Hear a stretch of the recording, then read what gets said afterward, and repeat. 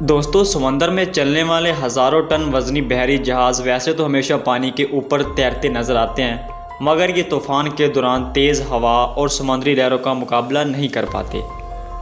اسی طرح کا ایک واقعہ ناروے کے سمندر میں پھنسنے والے مال بردار جہاز کے ساتھ پیش آیا، جس کی ویڈیو انٹرنیٹ پر خوب وائرل ہو رہی ہے، جس میں جہاز کو لہروں کے سامنے بے بس اور پانی میں ہچکولے کھاتے دیکھا جا سکتا ہے۔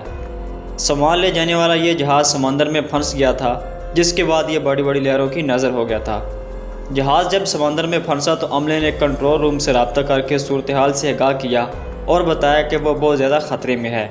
عملے کی کال موصول ہونے کے بعد ناروے کی بحری فوج کو ہدایت کی گئی تھی کہ وہ جہاز میں موجود ملازمین کو کسی بھی صورت ریسکیو کرے۔ نیوی عملے نے طوفان میں پھنسنے جہاز کے عملے کو ریسکیو کرنے کی ویڈیو بھی شیئر کر دی ہے۔ ناروے کی بحری فورس نے ریسکیو کرنے کے لیے ہیلی کاپٹر کا استعمال کیا اور ماہر تیراکوں کو رسی باندھ کر سمندر میں اتارا، جنہوں نے ایک ایک کر کے 12 ملازمین کو ریسکیو کیا۔ انٹرنیٹ پر شیئر ہونے والی ویڈیو میں جہاز کو لہروں اور ہوا کے سامنے بے بس اور ڈوبتے، جبکہ نیوی اہلکاروں کو عملے کو ریسکیو کرتے دیکھا جا سکتا ہے۔ بتایا جا رہا ہے کہ اگر ریسکیو آپریشن شروع کرنے میں تھوڑی دیر ہو جاتی تو عملے کے اراکین کی جانیں ضائع ہو سکتی تھی۔